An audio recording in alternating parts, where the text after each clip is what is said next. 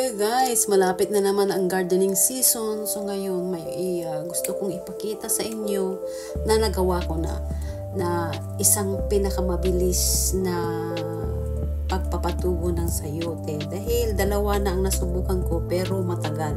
Yung isa, yung ilalagay mo sa ziplock with wet paper towel, and then ilagay mo sa my box, and then ilagay mo sa my dark area ng iyong bahay mo, under the sink, whatever it is. Ay ang tagal. Minsan yung iba hindi successful na tumubo. And then yung iba din, yung pangalawa ay sinubukan ko rin ilagay sa sink ko, pero matagal din na tumubo. At least tumubo yun. At least malaki na yung isa eh. So yung itong pangatlo, sinubukan ko, ito yung pinakamabilis kasi it takes like 3 days tumubo na. Basta piliin nyo lang guys yung sayote na matured na. Ayun. So, ang ginawa ko lang guys is ihiwain ko yung part dito. Kasi ito kasi, pag hindi mo hiniwa, parang hindi siya makahinga, mahirapan lumabas yung sprout niya. Kasi yung laman niya, andyan pa, natatakpan pa yung buto. So, kailangan natin tanggalan ng konti. Tapos, ingatan lang para hindi natin masaktan yung buto sa baba. Yung lang ba? Estimate lang. Ganun. So, last year, nagkapatubo naman ako ng dalawa, pero hindi successful. So, ayan guys, nakita nyo yung buto doon. Yan. Oh. Nakita nyo yung buto niya. Ayan. So, after 2 to 3 days, may lalabas na green na yan. Mag-i-sprout na yan. Kasi,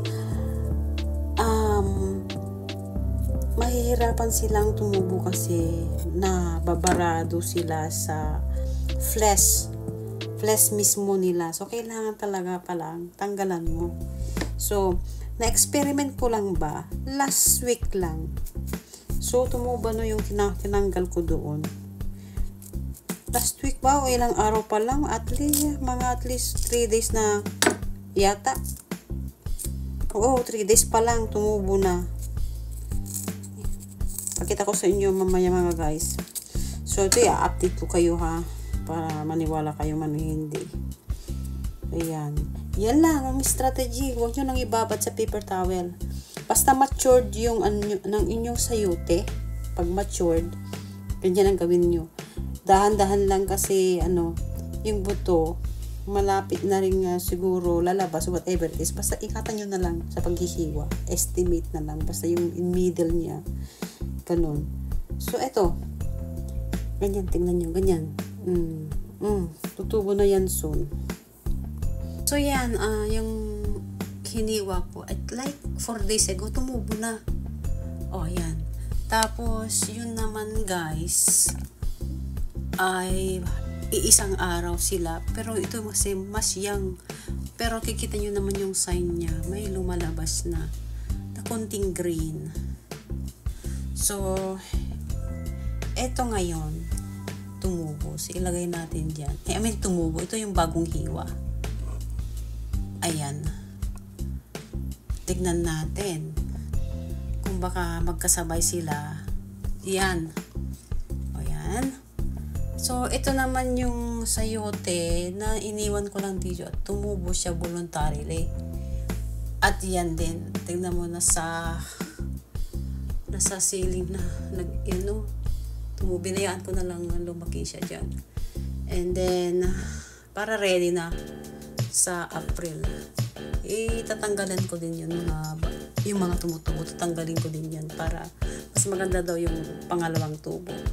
Anyway, ito 3 weeks na siya dito. So, tumubo siya. Mas maganda talaga yung tanggalin mo yung guys, yung nasa ibabaw niya, yung flesh niya. So, ayan, ang bilis nito, 4 weeks talaga. 4 days. Parehas sila yun. Pero tutubo na yan. Malapit na.